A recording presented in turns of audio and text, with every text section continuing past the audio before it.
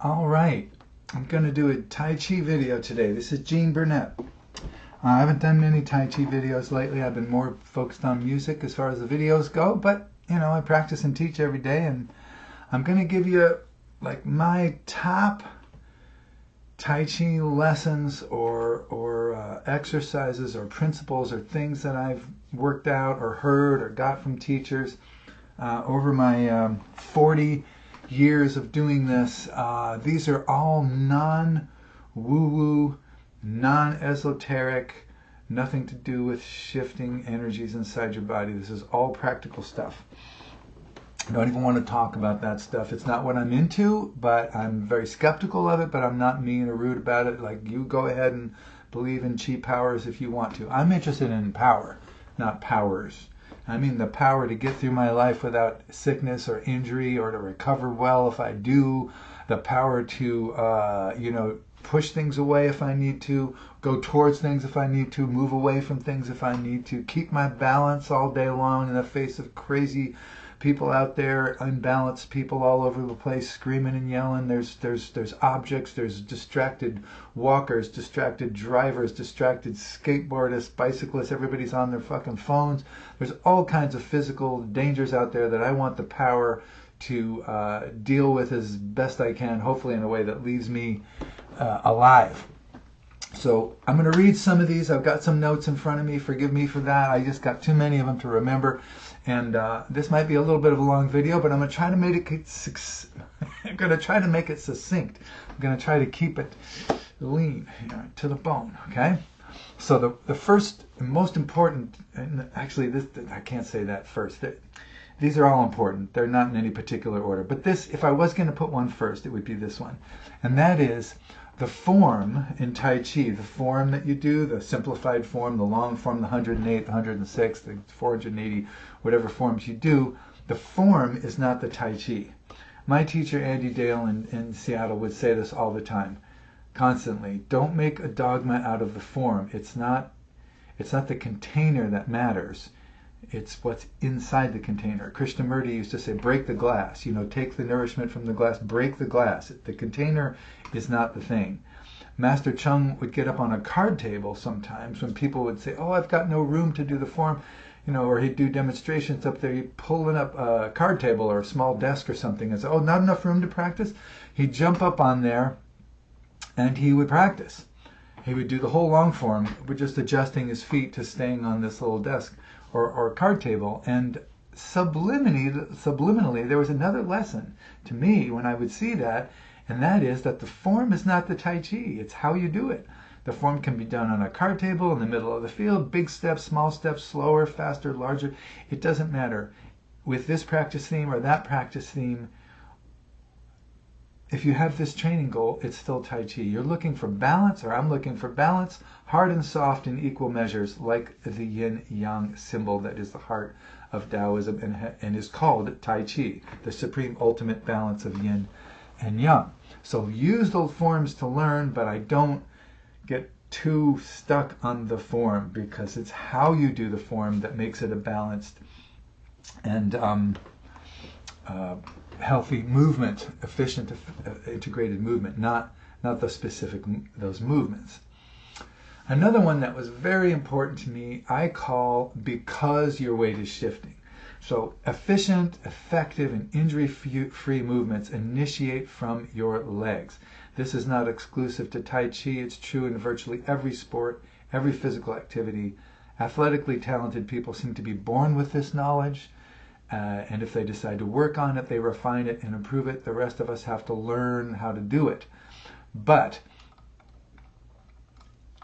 we are initiating from the legs. We're not initiating from the upper or the outer. We're initiating from below, right? So what a lot of people end up doing is what I would call coordinated local strength, which is what I started doing when I started, which is moving your upper body at the same time as your lower body, at the same time as the weight shifts, but it's coordinated, but it's local because the arms are moving themselves independently from the lower body. If the weight shift stopped, the arms would keep right on going. So I'm going to step back a little bit. Can you see my whole body there? Should I get closer or farther away? A little farther away. Okay. So say I'm doing a movement like cloud hands. I'm shifting my weight, turning my waist, and my hand comes to the side. So if I'm doing coordinated local strength, it looks like this. And if I stop my weight shifting, my lower body stuff, look, this is still moving because I'm coordinating that with this. So I'm doing this at the same time as this. So that's coordinated local strength. It's way, way, way better than watching TV. But if you're doing integrated strength, your body is moving your hands. So you shift your weight and turn your waist. And if I stop my weight shifting, my arms are inclined to stop as well, because there's no push from this leg to here to make it an integrated movement. So I was having trouble with that very movement, which is called, wave hands like clouds, cloud hands, or whatever. I was struggling with this movement when I was a young guy and wondering even if I could somehow learn Tai Chi and skip this movement, because I was so frustrated. So one day I said to Andy, Andy Dale, my teacher, I said, so my hands move at the same time my weight shifts? And he said, your hands move because your weight shifts. And that opened up the door to a lot of exploration. It's a great study to go through the entire form or section of form, minutely study each movement and every movement and see if it initiates from your legs and waist rather than the arms. It's legs, waist, arms. Unless you've done this a lot, you'll likely be a little surprised. You'll find movements where you're just moving your hand independently of your body. Now I should note an exception to this is when you get to street fight level combative stuff. A lot of people are really working on making this stuff very useful in the street, and they don't want to signal their movements. So the downside of the movement, starting with the legs and coming up as a wave to the hand, is that it telegraphs its arrival. So this can be countered by learning to do it faster. And there's another way where you move the arm first and then the wave catches up. So that's a high level of work. I'm talking more about tempo work. I'm talking about building the wave. So let's say I'm going to do a punch. I'll get to where you can see me again, like right here. Right? Can you see my head? Yeah. So if I'm going to punch like that, you can see the wave. You can see it coming and gets there. So that's in tempo work. I'm studying how to do that. If I'm really going to punch, I'm going to move my hand first and the wave's going to catch up. So in slow motion, I move my hand and my arm catches up. So there's no, here I go. I'm moving my hand by itself, but right behind it there's this wave. So those of you who are really good at that, studying that, you know that I'm not that great at it, but I'm okay. But non-telegraphing punches is the least of my personal priorities as far as punching goes. I'm 67, not likely to get into too many fights. I care a lot more about power, accuracy, and like calm. I just want to calmly boom. And I don't want to put too much energy on the non-telegraphic. It takes a long time to work on. But the wave itself is where the health benefits are. There's no health benefits in being non-telegraphic other than maybe surviving the fight. But the benefits come from that sequence going through your body. It's how the body's meant to move, and it's just a great thing to build that wave into my body. And I've certainly gotten tons of benefit from that simple thing. The hands don't move at the same time your weight moves. They're moving because your weight moves. For me, that even goes for the opening to the form. Like, I don't see how this movement is rooted in my feet if I lift my hands up by themselves, unless you're talking about root in some cosmic way. What I do is I root that movement, I should say powered by the legs. Rooted in the feet, yes. But powered by the legs means I sink, and then I rise through my legs to bring my hands up. You can see how that connects, even without seeing my feet. Rise, boom, instead of just lifting the hands by themselves. So that has been a big, important, very important lesson for me. Another one is reclaim neutral. Neutral is a position from which you can move in any direction without a special get ready. You're just ready to go. And neutral doesn't depend on a special posture. It's a relationship in your body. It's not a drawing or like the shoulder needs to be at this level and minute little form corrections. It's just being basically ready to move as opposed to not being ready to move, where you have to do something first in order to move. So I think it's very valuable to reclaim neutral after every movement when you're in the temple so that your body gets used to that target. It'll arrive there more and more and more as second nature. But reclaiming it sends this message to your body, but that's what you want. Also, in reclaiming, you can kind of include posture corrections. So for instance, if I'm going to do a movement like say parting wild horse's mane. You're not going to see my head here, but you don't really need to see that. So the idea is that I'm going to do my movement, and at the end of the movement I'm going to pause and reclaim neutral and reclaim my posture, whatever has shifted a little bit. So if I go to another movement, I'm going to do the movement and I'm going to reclaim that neutrality. I'm going to do a movement and I'm going to reclaim that neutrality. So I check my posture, I include it in my movement to relax and settle and find that neutral again. But if you come from a style that will not permit you to slow down at the end of movements and make that correction, then I'm sorry, you can't do that. You've got to keep moving. So you don't really have that pausing moment there where you can do a movement and then reclaim neutral, and then let that be your little micro transition to your next movement and reclaim neutral once more.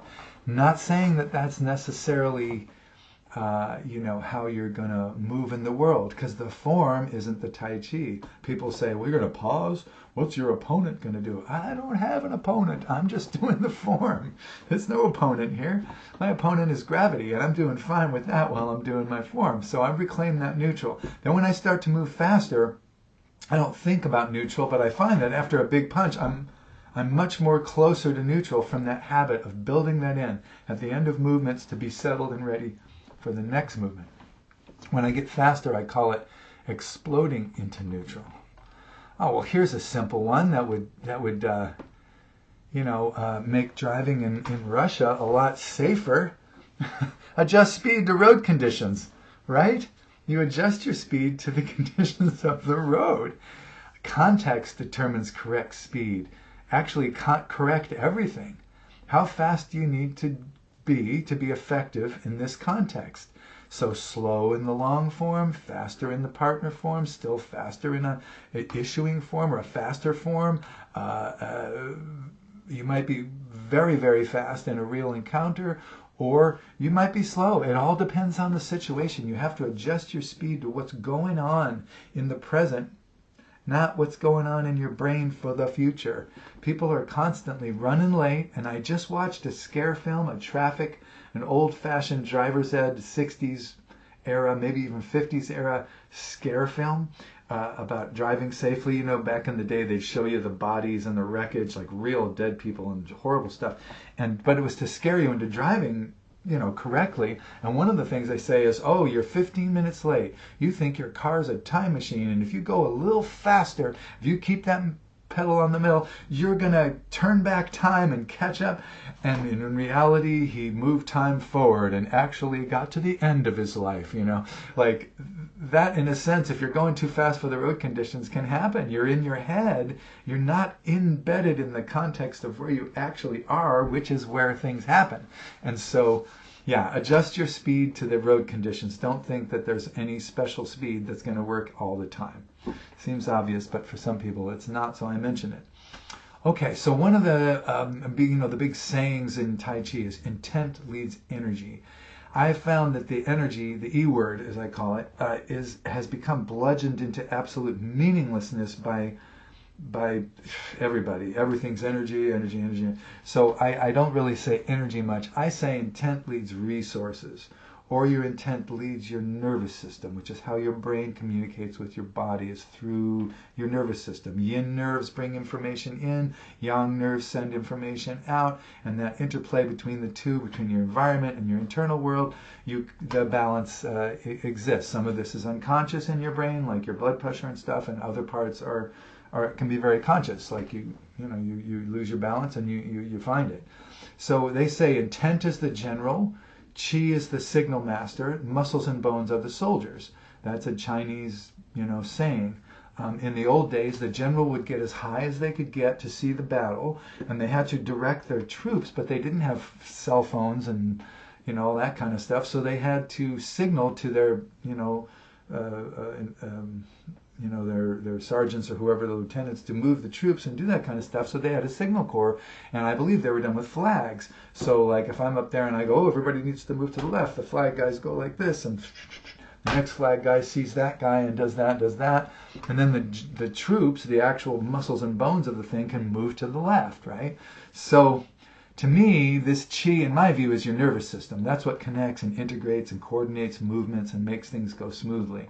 So the intent appears in your mind, the nervous system coordinates the whole body sense, which in turn activates the muscles and bones. So in my view, Tai Chi is not only educating the muscles and bones themselves, but refining the connection between them and the nervous system. So to me, what intent really leads, in my view, is resources. Whatever resources you will have will rally to execute your intent.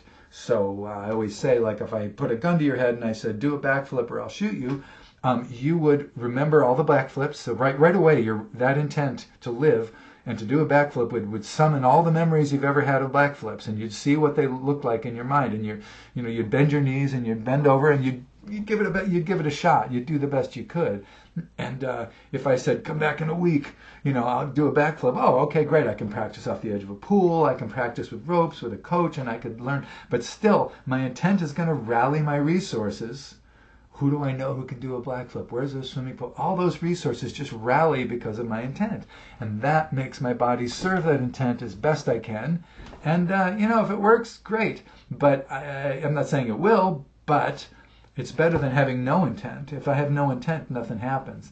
So if I just take a movement, whatever it is, and I put the intent in it, the idea of that movement permeates my body, well, then my body will rally its resources to execute my intent.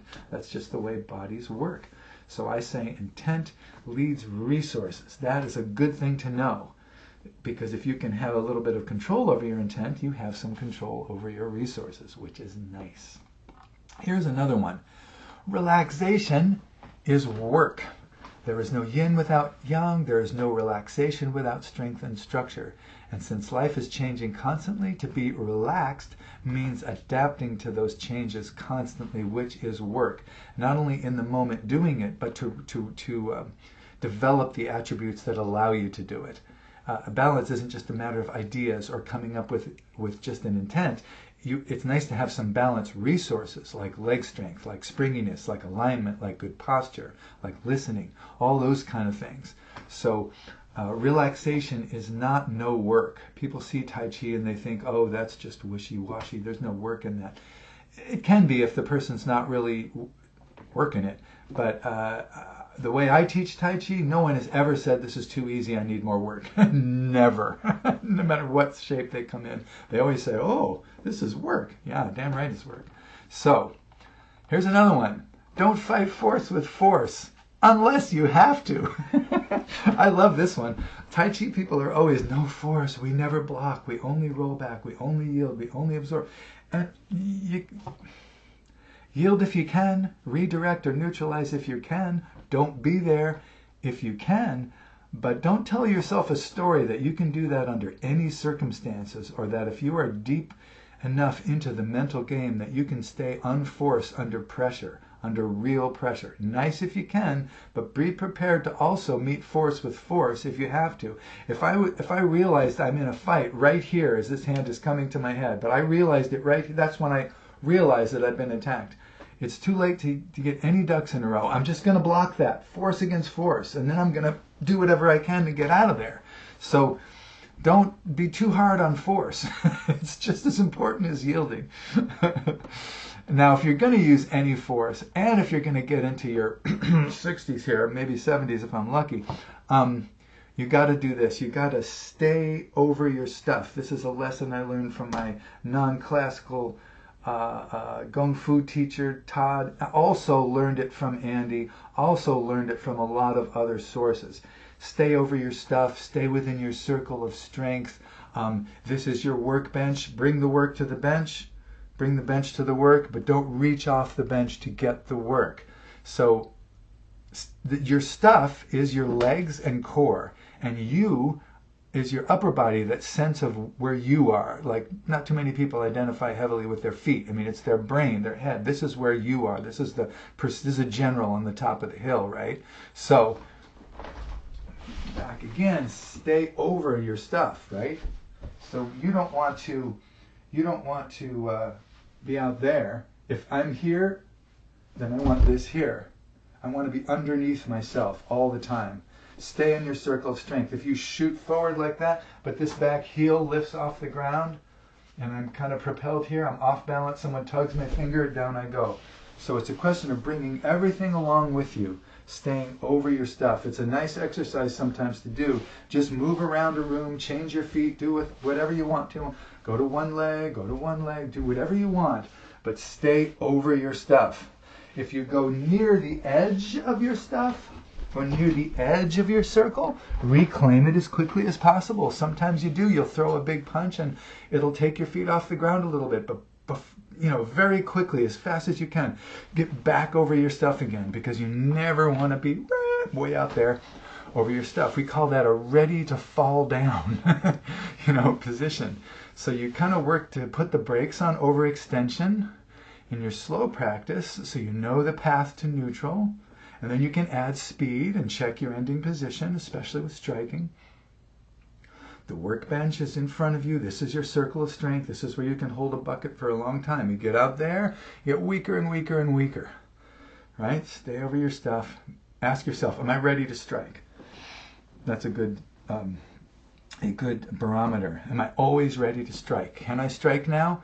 Get to where you're ready to strike. If you're not, get there so that you're over your stuff. All right, if you want it to show up under pressure, anything you got, any attribute you have, you want it to show up under pressure, you better drill the shit out of it times 3. Anything you want to show up for you under pressure needs to be at the level where it's pretty automatic, where you don't have to think too much. So if you want something to show up under pressure, it's not enough to know how to do it. It's not enough to know to be able to do it well. You can even do it well, but you have to be doing it regularly and a lot. So I highly recommend 1 or 2 moves that you drill the shit out of regularly, if that's something you want under pressure. Just like a simple block, or just a simple move, but do it so that you don't have to think about it. You don't have to go, oh, stork cools me. No, too late. So anything you want to show up under pressure, I don't care if it's a song or a lyric or a dance move or a Tai Chi move or a martial art move or whatever, drill it. Drill it, drill it, drill it. It's not enough to know how. You have to have been doing it regularly if you expect it to show up like that under pressure. That was a big lesson for me. All right, this is a huge one. This is kind of a Taoist one. Things are just as important as their opposites. It doesn't matter what they are. Whatever the opposite is, it's just as important. The yin-yang symbol, the yin and the yang are equally important. This is something a lot of Tai Chi people kind of gloss over. They think that yin is everything, softness is everything, relaxation is everything, that you can be a yin-yang symbol, and wherever they put pressure on that symbol, you just rotate and you're always at the exact opposite place on that symbol. Yeah, in parlor foo with contrived demos that you've set up with your students, sure, maybe. But real life, under pressure, very, very, very difficult to do. So it's good to know that agility is just as important as grounding. Firmness is just as important as softness. Fitness is just as important as posture. Yang is as important as yin. There's no single key, only double keys. So both, not either or. You want to find the harmony between the opposites. Just take good and evil. What is good? Generally speaking, it's altruism. It's doing things for the good of other people and generosity, things like that. What is evil? Self-interest. I don't give a shit about anybody else. My needs, nobody else's needs, right? So we say, oh, we've made self-interest kind of evil, and then we've made altruism and love kind of good. They're fighting each other in the Western mind. You know, the good and the evil are fighting. You would die without self-interest, and you would die if you had no self-interest. Self-interest and no self-interest, being loving and generous as well as interested in your own survival. If they're in balance, they're not good and evil anymore. They're just two complementary sides of one whole thing, which hopefully is a balanced person who does the right thing in each context, sometimes taking care of yourself, sometimes taking care of others, sometimes putting someone else first, sometimes putting yourself first, and having a sense of balance. It's a knack. It's a dynamic conversation. It's not one or the other fighting each other. So no, I don't have two wolves in my chest and I'm feeding one and starving another. That's just drawing a line. Self-interest is embedded in your body. It's in your DNA.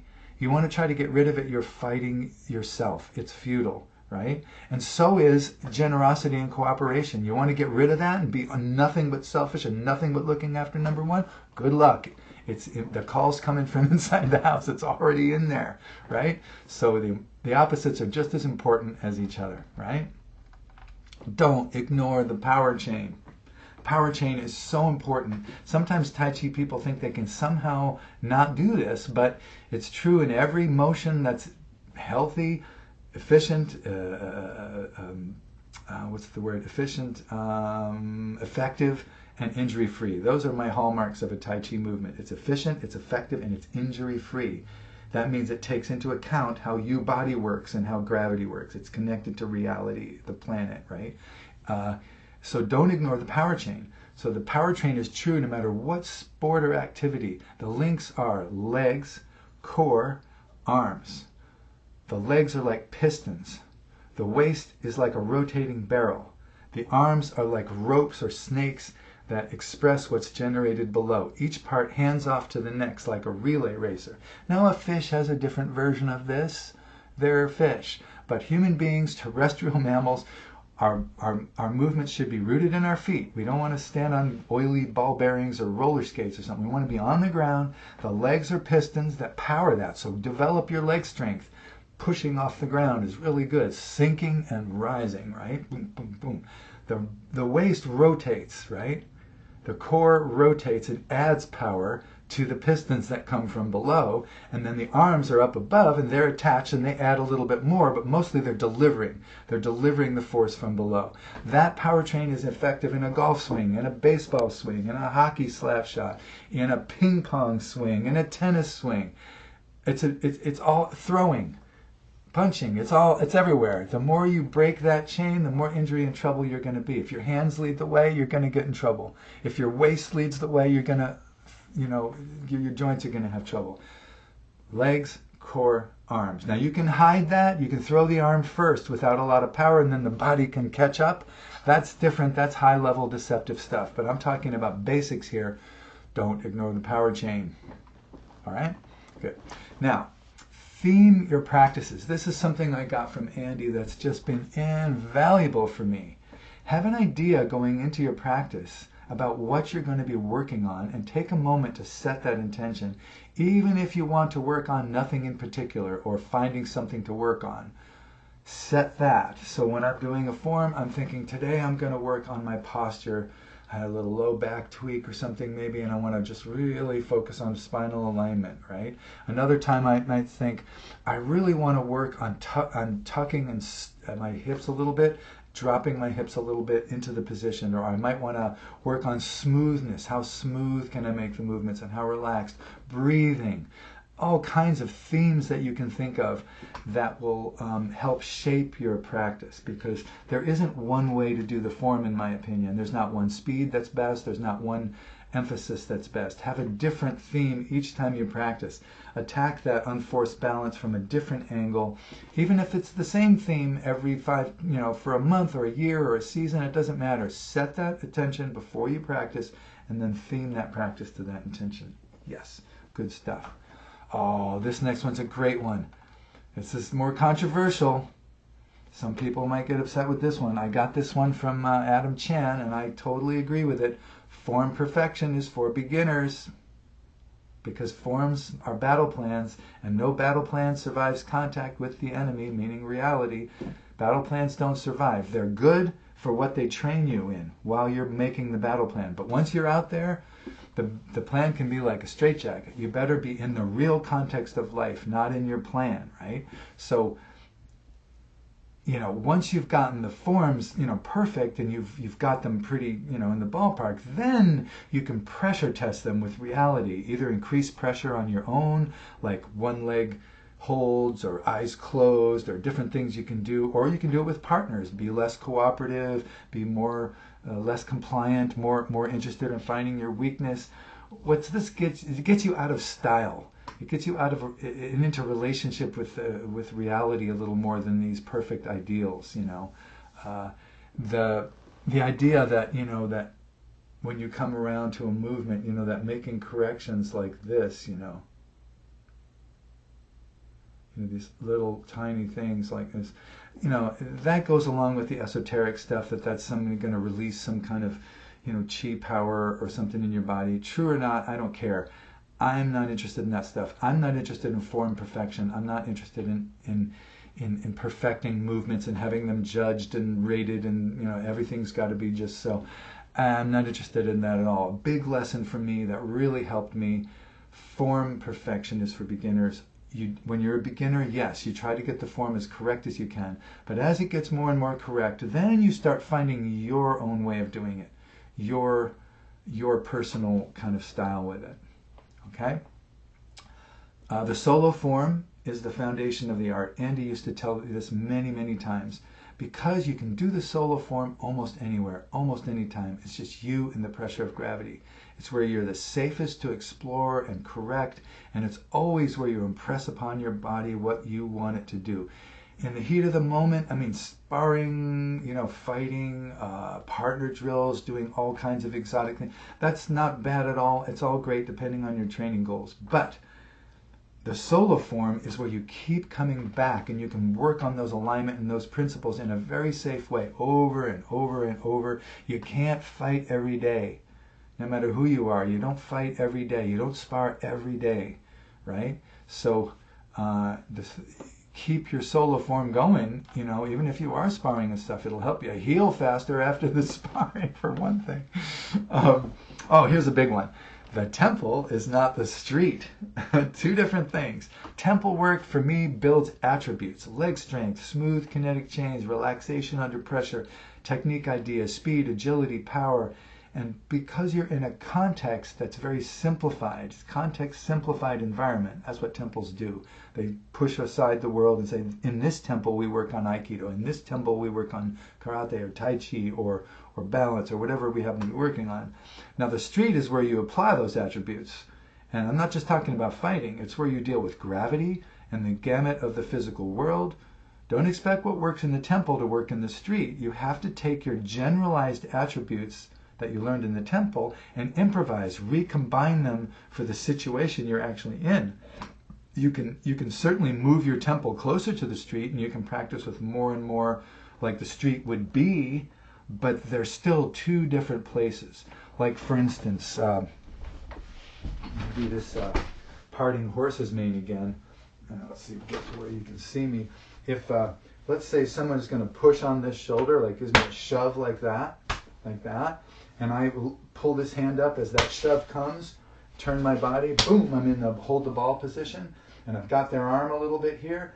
Parting horse's mane comes in for a strike or a throw over that leg. That's a lovely temple move. Pressure comes, you turn sideways to it and come out that way. But on the street or in real life, that push comes and your arm is here, their face is right there. Why do this when that's boom, right there, right? So just one tiny example, but if you think that you're going to be able to conform your body and somehow make a form work in a totally unorganized, chaotic context, the way daily life can be, good luck. The temple and the street are two different things. I tell this story all the time, but one time, I'll just shorten it. I was in a bar. My back was on to the bar. I was sitting on a stool, row of tables in front of me.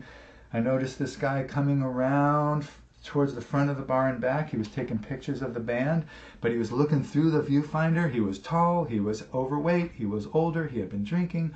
And I watched him, and when he came around the corner, coming back towards me, to the corridor that was right in front of me, he tripped over, he bumped against somebody, tripped something, and he was going down, and I slipped off my seat and grabbed him by the center to center and lifted him up with my legs and put him on his feet.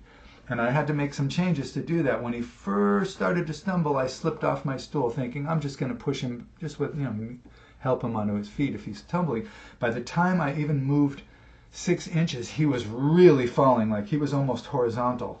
And I just moved forward and glued myself to him and lifted him. Now, I learned all that from Tai Chi, the situational awareness, the watching him, managing the distance between us, adjusting that distance as the situation changed. When the time came to meet him, moving my center right up against his, so I was not out here trying to support him with my hands while he was toppling out there. I moved in. Once I got him, I just was in my legs, and my legs pushed him back on his feet. Now, none of that resembled any of this stuff. The attributes I learned from the Tai Chi, but I recombined them in the moment to handle that situation. So just remember, the temple and the street are two different places, okay? The theoretical and the practical. Oh, here's a big one. Important lesson. You don't have to figure everything out. Thank God. Imagine writing a book about how you tie your shoes without using pictures. I bet you'd have to tie your own shoes and study what you're doing to figure out how you did it. The reason is that once you've learned something, the pieces of how to do it, your brain integrates all those pieces into one action, tying your shoes. So study the pieces, but don't think you have to integrate them. In fact, trying to do that will interfere with the process. Correct the pieces for a while, then just do the whole movement. It will come if you keep showing up and doing the work. Integration is natural and inevitable. If you practice regularly, your body will integrate it for you. If there's a piece of it that's out, yeah, study the piece for a while. Get that, like if you're trying to throw a ball and every time you do that, you tense up your forearm. You go, okay, wait a minute, I'm tensing up my forearm. Relax, relax. Then just start throwing. And your body will do it. It will handle it for you. You don't have to micro think it all out and control it. God forbid. Balance is a verb. Everything is changing, the world and us, so balance literally cannot be static. It is balancing. It is an action, not a thing, a verb, not a noun. Think of it as a work in progress. It's a process of constant corrections. As you mature, as you age, what balance means will change too. Balance is a moving target. The difference between a beginner and an expert at anything is the size and frequency of the corrections. If a beginner is tightrope walking, they make a small number of big corrections. An expert makes millions of little teeny ones. So think of balance as an ongoing activity, not something that you nail and acquire. All right? Are you still with me? You still with me? I hope so. Okay. Imposed action disturbs balance. Integrated action restores balance. This is more... The more an action is imposed out of context, the more it disturbs balance locally. The more an action is integrated, therefore, meaning embedded in the context of where it is, the more it restores or is in alignment with balance. Punching water makes a lot of waves and ripples that have to be resolved. Surfing waves is riding waves rather than making waves. So it is literally accompanying a portion of nature as it balances itself. It doesn't matter what kind of waves we're talking about. They all represent change. In everything involving human physical action, our actions are always going to be some combination of imposed and integrated. But if we tend towards and study the ways of encouraging integrated actions, chances are our lives will be better, more effective, with much fewer injuries. Right? So imposing your action on a situation that's not integrated it disturbs things. It's like stepping into a fight you know nothing about and just deciding that you're going to join. that may upset things more than if you understand the context, who is fighting who and for what reason. If you understand the context, your action will be tempered by that, informed by that, and I think it will be a better action. So think about the context of what you're doing, not just your own emotional or physical wants or needs. Think about the whole picture that you're entering, and I think that'll be better. More on context. I think context determines correct, not dogma. When people ask me about correct footwork or correct hand position or correct stances, etc., I always respond with, well, that depends on your training goals and the situation you're in. That is to say, context. For instance, footwork that works in a solo form study must be modified for faster, more combative forms. In combat, footwork is determined by the other person's position, not by your dogma of what you think you should do. So I think that's just a fantastic way to look at this stuff. Otherwise, you're confusing the map for the territory, and you're thinking, goes along with the form is not the Tai Chi, something that's abstract on a piece of paper, like a map, is not the territory out there. You have to be guided by the map. The map's important, but don't assume that what's on the map is over there, especially if it's a Google Earth map. Don't assume that that's what's going to be out there in reality, right? Makes sense? Okay. The benefits of any practice come from doing it, not from getting better at it. So in terms of health benefits, as long as you're not doing something posturally incorrect or misaligned, how long you do something is more important than how well you do it. There is a myth that 1 minute of correct practice is healthier than an hour of not so correct practice. This is professed by a lot of out-of-shape fat teachers. I think it's great to be able to do something really well, but if you want it to affect your health, you have to do it often and a lot. It matters how many hours you're on your feet, not if you can sling yourself out of the lazy boy and do a perfect movement and then sit down. It's better to hop up out of the chair and do 100 imperfect movements, but you're getting the exercise, you're working your legs, you're working your body and making it more healthy.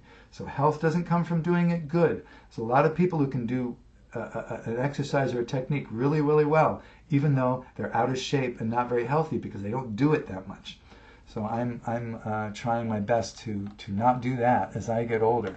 Oh, I love this. One leg balance work. Oh, it's so healthy. I cannot stress the balance of one leg practices enough. Everything gets better if you can do it on one leg. Core strength, connections, power chain, everything. Ride the tiger, that, this simple move looks like something like this, depending on your form. Usually it's done with a weapon over here, like someone's coming for my leg and I'm getting my leg out of the way and chopping it. Very fancy move. Definitely a temple work move.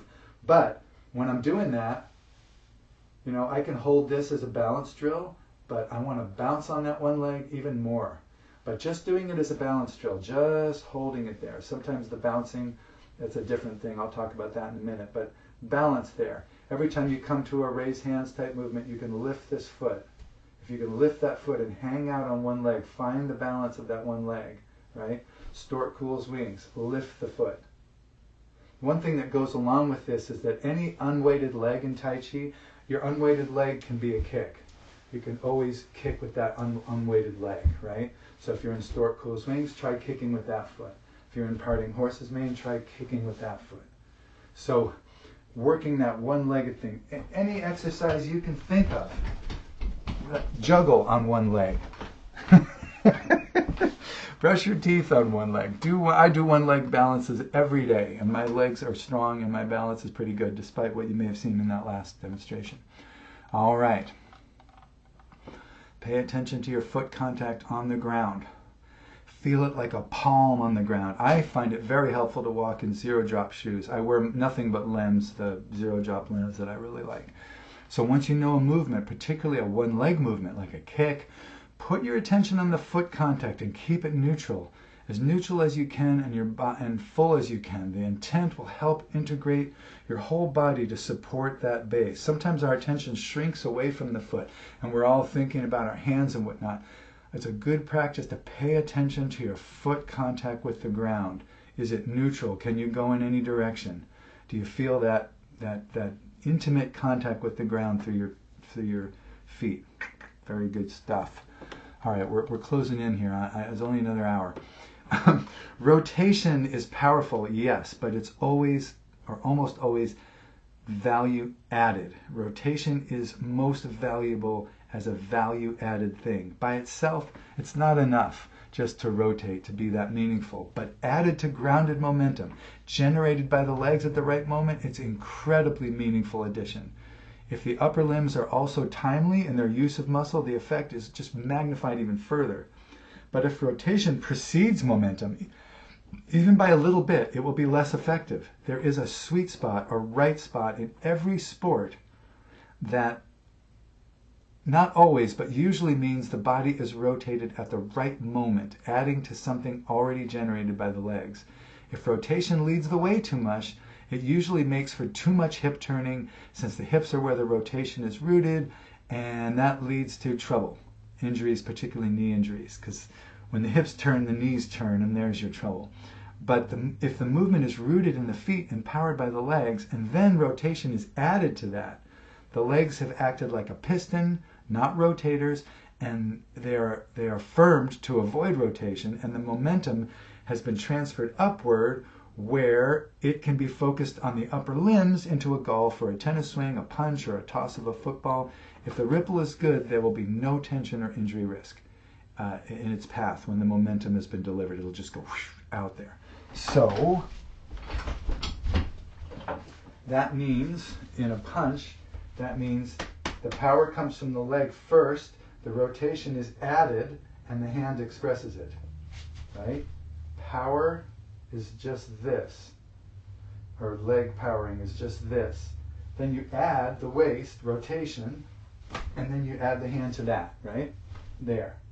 But if you start it from the waist, your knees are going to twist, because the pelvis rests on two ball socket joints. That's not a very stable base, and so the root needs to be near the power. If you're powering it from your waist here, right, your hips are going to turn, and when your hips turn, your knees turn, and they put stress down below. So everyone from Tyson to everyone I've heard talk about punching, they never say it comes from your waist or your hips. They say it comes from your legs. It's amplified by that. And sometimes the 1-2 here is so fast that even guys who are doing this correctly think that they're doing it with their hips. They think they're doing it with their waist. But the leg precedes that, like that. If you do just that, then your knee twists. So your legs have to be pistons, your body rotates. There. So that one, I just say rotation is value added. It's not the thing in itself. Oh, here's one that's might ruffle a few feathers. Softness is not enough. Being able to blend with an incoming force, redirect, and ride its wave is nice, but don't count on it.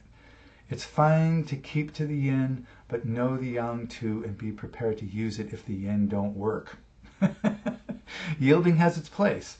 As a default response, I don't think it's healthy, and on its own will not win many fights. But when faced with certain kinds of forces at certain times, yielding is a fantastic thing to be able to do. To yield a position when you realize you can't currently defend it, to yield to a better explanation for what's going on than the one you previously thought was the best, to yield tactically as a way to buy time, to yield space to another person so that they can take their time communicating their thoughts and feelings and know that they're heard when they do. The Tao Te Ching says, know the yang but keep to the yin. It's good advice, I think. But because it's so much easier for people, particularly Western men, to keep it's so much easier for us to keep to the yang, many of the practices of Taoism and Taoist practices focus heavily on developing yin virtues and attributes, which is great to counter that over yang. Tai Chi helped me soften a lot of overly tense parts of my body and life. Just learning to relax into a state that wasn't collapse was a revelation to me. Relaxation is actually work and enlivening. Yielding to gravity, yielding to sleep, yielding to love. These are all good things at certain times. At others, fighting gravity with everything you have, lifting the car off the kid, it's the best thing you can do. Or staying up for 3 days in an emergency, or setting love aside because there's more fundamental life issues to deal with. In the overemphasis of of yielding, surrendering, and other yin virtues, it's sometimes overlooked that the saying in the Tao Te Ching starts with know the yang. So the lesson for me was one of balance. I was too young. I started a yin-focused practice thinking it superior. I lived, I grew, I watched, I learned, I tested, I pondered, and I yielded to the truth that softness is not enough. Yin is not enough. Hardness and yang are just as important, especially in the present. Yin softness will overcome the hard in the long run. The water going around the rocks in the stream will gradually dissolve and break down every rock. That water will win in 10,000 years. Today, the rocks are kicking the water's ass. The rocks, for yielding a tiny few little particles of sand off their surface, are telling that water where to go. You go where I say. And the water says, okay. And I love the image of water. Be your own nature and your obstacles will dissolve in front of you, all that kind of stuff in time. But right now, wham! In the moment, especially martial moment, softness and yin is not enough. No one has ever gotten into the UFC or the boxing or the Olympics or any kind of combat arena, sport fighting anywhere in the world and overcame a strong opponent by just being yin and yielding. It is not enough. Sorry, I wish it was. Okay, tightness and over clenching is the enemy, not strength. There are people that really think strength is kind of the enemy. That's because a lot of strong people are also tight and tense. So we don't want to clench, we don't want to be tight, we don't want to be tense, but strength is your friend, and it's a major indicator of life expectancy. So what is not good is brute strength, tightness, clenching. The whip has to be soft, but it also has to have structure. A very loose whip is actually a weak one. Having strength to spare, in other words, having strength that you don't use, is really helpful in terms of balance, internal feeling, and well-being. So develop some strength. I recommend body weight exercises, push-ups, pull-ups, chin-ups, right? Things like that, squats. Those are great exercises to develop whole-bodied strength that will serve you well. It won't make you tight unless you do them with tightness. Do them relaxed. Do nice. Better to do one pull-up from all the way down to all the way up to all the way down. You can do it with breath. Or you can go, whatever, do one whole body pull-up versus 15 little squirrely ones. Yeah, I think you're going to develop more tightness if you're tense. So don't be tense. Develop relaxed strength, and you will be healthier for it. This comes back to another thing that Adam Chan said: teach a system, not a style. So what he's basically saying is you learn a system and then you make it your own. You do that by pressure testing. That's what makes generic movements yours. The system supplies the techniques and the training method, but you supply the style by finding the best ways for you to execute those techniques.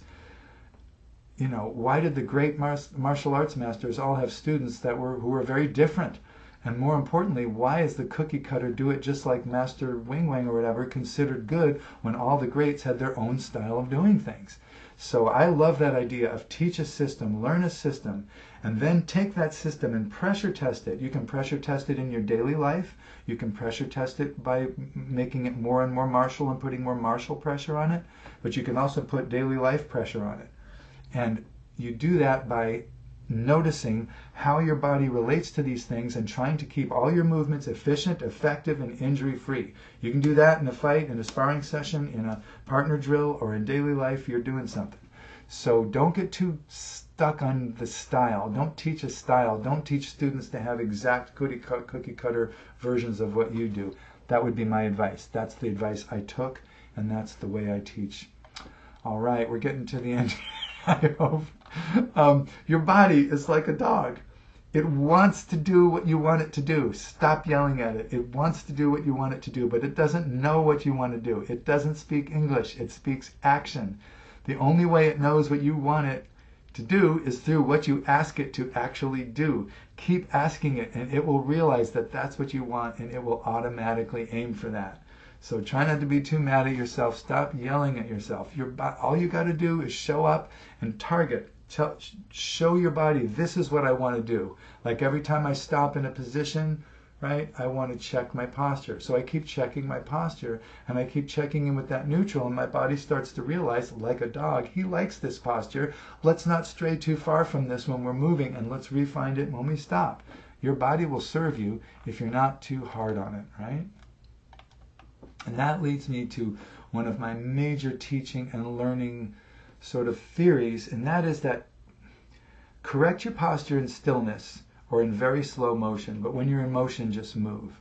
So this is related to what I just said. Posture ideas are helpful and important and relevant when you are still. But as soon as you move, those ideas get more and more and more in the way. You have to just move. But if you continually adjust posture when you find stillness, the dog of your body will start to realize that every time you stop moving, this neutral stance is what you'll be wanting it to do. So it won't stray too far from that. Posture has to distort in motion. It has to. Posture is a noun thing. Life is a verb thing. What we want is only the amount of distortion necessary to execute the movement we want to do in the moment, right? The context that we're moving in. It's impossible to calculate in the moment, and it only gets in the way to maintain posture and stuff. So correct when you're still and let the body go when you're in motion. And eventually your body will figure out on its own how to integrate those corrections. So while I'm talking about posture, this is a powerful lesson that I've learned. It simplifies all posture work. It's not absolutely correct. It's not the end all of posture. I'm sure that some of you are posture experts and you might quibble with this. But it's basically the 4 H's. Horse, hips, heart, head. And that means in any position you find yourself in, check in with what I call the horse. That is, your feet are on the ground, your knees are bent, your inner thighs are rounded, just like you're sitting on a horse. You're not collapsing. You're not rotating inwards. Slightly towards bow-legged, right? That's your horse. Hips. Sit into your hips in the front. This crease here, do not be here. Here. Tuck the tail a little in the back. Let the tailbone drop a little bit. Just a little bit. Heart. Lift your heart a little bit. Head. Lift the back of the head a little bit. So horse, hips, heart, head, and a little bit of a shrug there. You don't want to be too rigid about it, because remember, life is a motion, balance is a verb. You don't want to be rigid about that and try to carry that around with you. When I'm walking, the only postural correction I ever make is just lift the heart. It's an easy one to do. I just said lift my heart a little bit. But I'm not trying to figure out the horse, hips, heart, head, blah, blah, blah, blah, blah, while I'm walking. It's like walking in a straitjacket, right? So don't do that. I don't do that either. But the stiller I get, the more I focus on my posture. And then when I'm in motion, I let my body figure out how far from that neutral I can safely get. Then I get back to neutral again. I just keep calling myself back to neutral over and over again. And my body, like a dog, gets the message that it shouldn't run around too far from that. So eventually when you settle, you're very close to that. You just have to make small corrections because the dog of your body saw that coming and said, okay, I'm not going to alter this too much when I move. So that's a big one for me. That's my operating theory. Correct when you're still, and your body will figure it out when you're moving. All right, we're getting there now. Listen before and after working out. This is something that really took a while for me to understand, but if you stand in neutral, that means basically doing the horse, hips, heart, head thing with your feet about shoulder width and parallel. If you stand in neutral before starting or ending a drill, oh, it's nice. When you're ready to move, take 3 more breaths. In the standing, listen to your body. Note how you're feeling posturally, emotionally. Just feel how you feel. Not with an eye to correcting anything or form perfectionism or any of that. Although if noticing something brings on an automatic correction, that's fine. But just notice how it feels to be in your body today, right now. In particular, I like to listen for pre-injury conditions or feelings. I notice how I am. Is anything a little tweaked? Is anything a little sore? I just kind of notice it. Then I do my work. And then again, afterwards, do the same thing. Listen to your body. How does it feel to be you now? It's more about noting and allowing things to register rather than fixing anything. It's hard to do, and it's easy to pretend you're doing it, but stay with it even if it's uncomfortable. It's not some sissy, woo, yin, frickin', I don't know, wimpy thing to do. It just means when you're done, just stand and take inventory. Just take stock of how you're feeling. Just give that information. Let it register in your body, mind, and then go on with the form or go on with your life if you've just finished your form.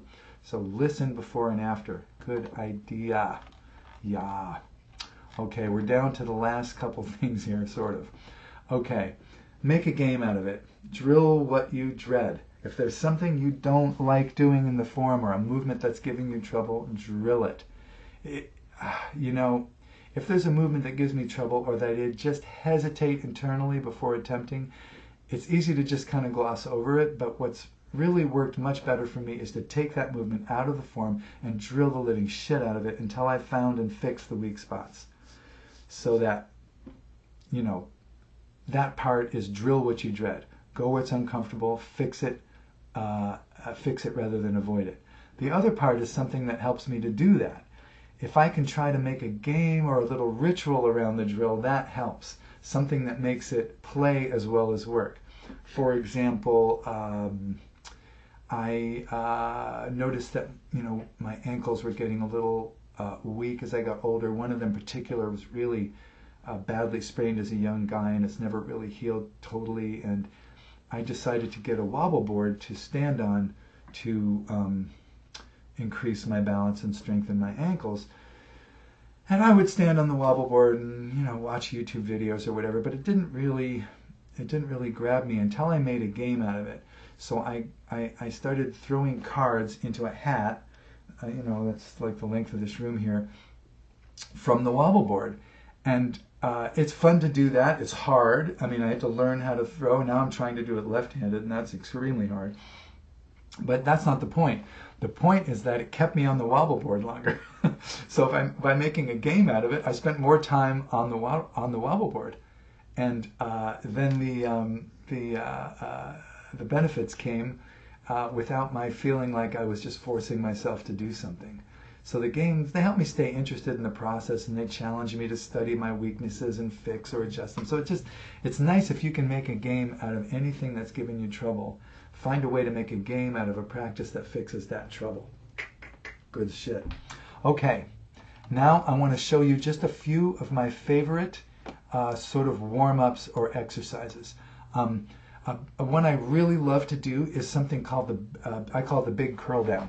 So you've probably seen this a lot, you know, in a dance class or something. You know, people stand like this, and then they curl down, and then back up again. So when you do that, your head, your chin, first thing to move is this, and then you let the weight of your back kind of gradually pull you down, and you keep letting go of the head. Don't lift your head as you do this. Keep the space between your knees, keep a little bend down there, really relax the spine, and then all the way up again. The big curl down, what I like to do is interlock my fingers and stretch my palms over my head. You won't be able to see that, but I stretch my palms over my head. And once my palms, they're interlaced, are stretched over my head like this, I tuck my hips and lift my heart 3 times. Tuck, lift, lift. So you're getting maximum length in your spine. Tuck the hips, lift the heart. Tuck the hips, lift the heart. Tuck the hips, lift the heart. And then I curl all the way down with my fingers still interlaced, all the way down to here, and then all the way back up to here. And sometimes I'll do it again. Tuck, lift, lift, and then all the way down again. So I call that the big curl down. Flexes your spine up and down. Great exercise. It takes 30 seconds, 40 seconds. Highly recommend it. I love cloud hands and brush knee in place. I do this often. That's where I set up wider than hip width here. I've got my horse, hips, heart, head, and I start by just shifting my weight back and forth with a little bit of a slide on the side so that my weight is really centered over that leg. I'm not just stopping here, but I'm going all the way to there. And when that's in place, I add the rotation, which of course is waist, not hips. My hips are still facing you. My waist is what's doing the turning. And then I drag this arm up and I do cloud hands in place. This is our version of it. You may have another one. That's fine. And again, it's because my weight is moving. That's why my arms are moving. If I stop my weight, my arms are inclined to stop. They're not continuing to do this independently, right? And then brush knee in place. The elbow, the hand is above the elbow below the wrist, and I'm going through this motion here. Same thing though. The root is in the foot. The power comes from the legs. The waist turns and the movement executes. And of course, at the end, I reclaim my neutral. So at the end of the movement, I'm reclaiming this neutral here, and then I'm shifting and turning here. So I love cloud hands and brush knee in place. Great exercise to do if you've been driving or sitting or doing something immobile for a while and you want to get up and do something like that.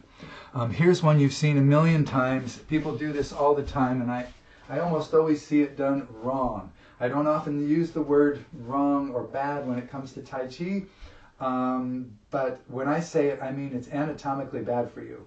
So I roll up my pants a little bit here. The movement looks like this. Oops. First thing is make sure you got enough room to do it. Am I going to hit anything? No. Okay, it looks like this. Now what people typically do is they power it from their waist. So they're doing it from the waist like this, and look what's happening to my knees down below. The knees are twisting, and over time that'll fuck up your knees. So what you want to do instead is the legs are just pushing and catching the weight back and forth like this. Your hips are basically facing forward. The waist turns, see? I can turn my waist all the way around, look all the way behind me, but I'm not turning here. So this waist swing is a terrific exercise. It's Tai Chi in a nutshell. Rooted in the feet, powered by the legs, directed by the waist, expressed by the upper limbs, right? So, back and forth. And a good way to test it is just stop the arms. If you stop the arms, this should still be going on below, right? And if you stop the legs, if you want to keep going independently, this is just your waist, not your hips. Your knees aren't twisting. So you put those together and it's a push, turn, slap, push, turn, slap. And I've even seen people in videos say, do this with your waist, power it with your waist. And they're doing this, and because they're starting the movement here, the hips, the two ball socket joints, just can't stabilize that enough, and the knees start twisting all over the place. So do it with your legs, let your waist do the rotating, don't rotate your hips, it's all good. That is swinging the waist in place. Oh, I might not be done here. One leg balances. Oh God, I love one leg balances. So this one I do every day. I do hundreds of bounces a day. So one leg balancing and one leg bouncing. One way to do it is the ride the tiger. So I come to this position here and I bounce on one leg.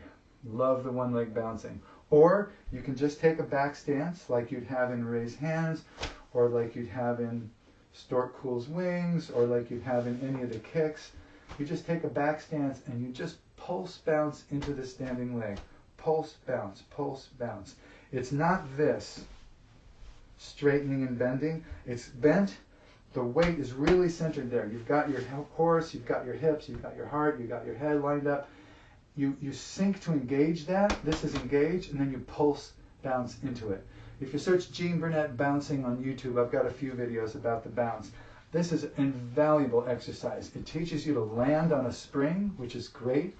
It also teaches you to absorb and push back force really quickly through a short spring in your legs, which is hard if you haven't practiced that. And it's just great for balance. It's just fantastic for balance to have springy, bouncy legs underneath you. You can even just take a front stance and just bounce like that. And again, it's not this. It's a short, pulsy bounce that puts the weight in the thighs. When I first learned this exercise, we would go up to see Master Chung in Vancouver from Seattle. And we'd get in the car at 7 in the morning, and it was at, we'd get there at 10:30, just barreling up there. Nobody wanted to leave any earlier than we had to on a Saturday morning. So one time we get up there, we breeze through customs. This is pre-9/11. We just sightseeing and you're in. And we go into Master Chung's class, and one time he just sets up this bounce exercise, and we just have been in the car for 3.5 hours. We just get out, get in this position, and we start bouncing. He counts up to about 13 in English, and then he starts counting in Chinese. I don't know how many we did, 40 or 50, but then he turns around and he goes 500 times every day, and the whole class just cracked up because, oh my God, 500 times. But I do try to do 500, at least 500 every day. I do it with all my students. We do one-legged bounces. We don't necessarily do it fully with the other leg fully off the ground like the ride the tiger. We'll often just take a back stance and bounce like that. Or we'll do chain punches while we do that.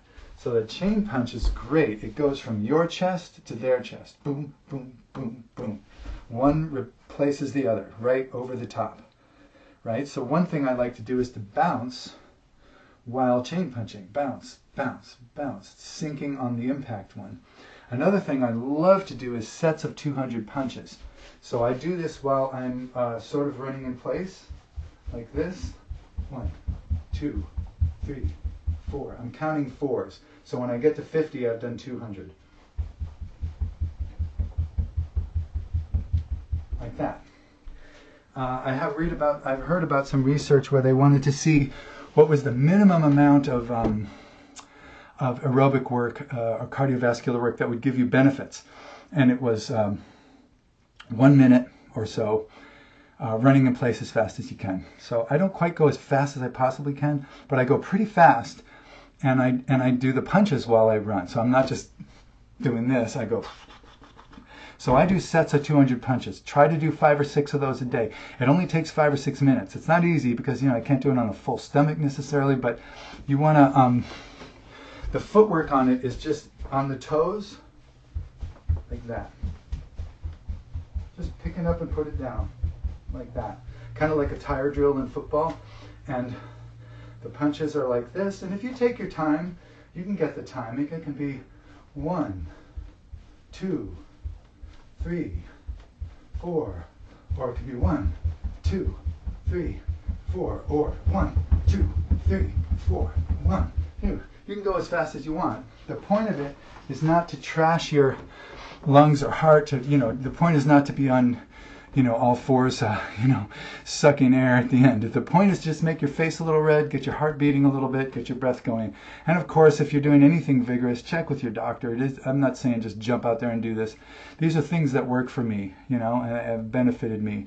If you get lightheaded or whatever, short of breath, may want to check with your doctor. It's not that dangerous an exercise, but it does put a little stress on the ticker. But that's what it's for. It's to put some little bit of stress on your heart, breathing, cardiovascular system there. So it gets some work.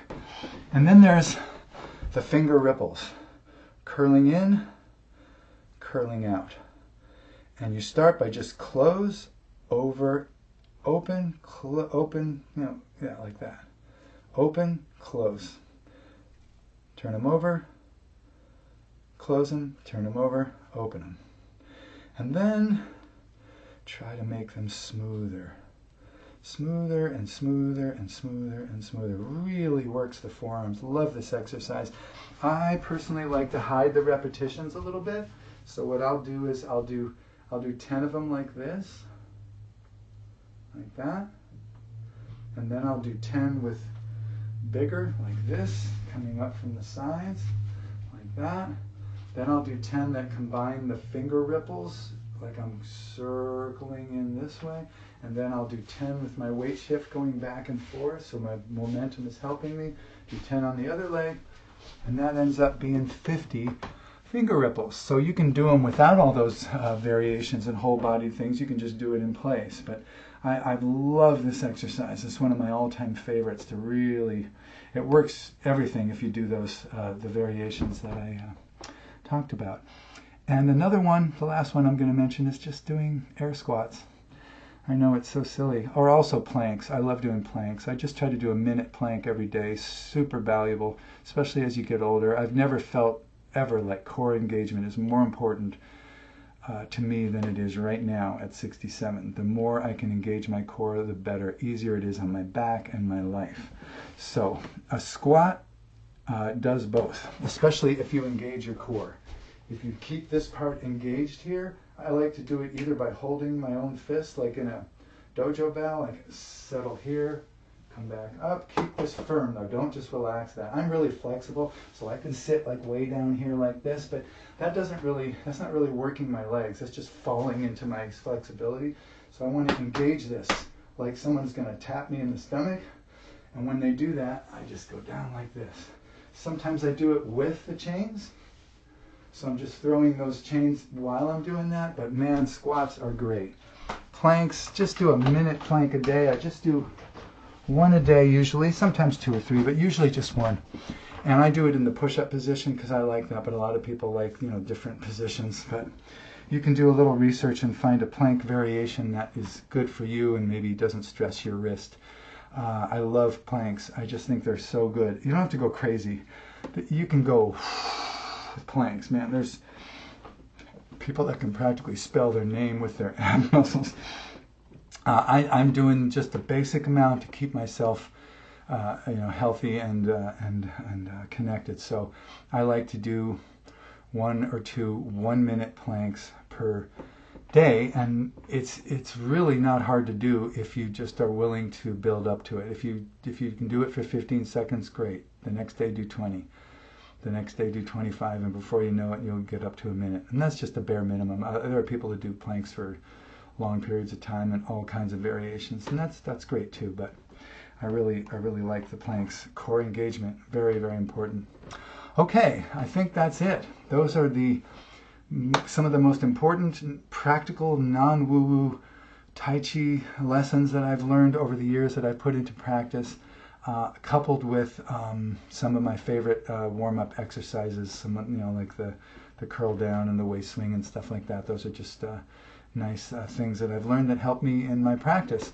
So I wish you the best of luck in yours. If you've got any important Tai Chi lessons that you have learned that you'd like to share in the comments, or especially training tips, especially little exercises that you do that help you in your overall practice, I always appreciate hearing those. I'm always integrating more stuff into my routines. You can see I've got some, you can see I've got some, oh God, I cannot point the thing here. That's a bar, a weight bar that I use to do some curls with. There's some body blades also over there. Body blades right there against the wall. They're flexible graphite things that I really like. They help you steady the body. I've got kettlebells back there and ab rollers. Those are great. Those are fantastic, but they're not for everybody. Not that simple. They take a little bit of strength. I've got what do you call it? Bull worker.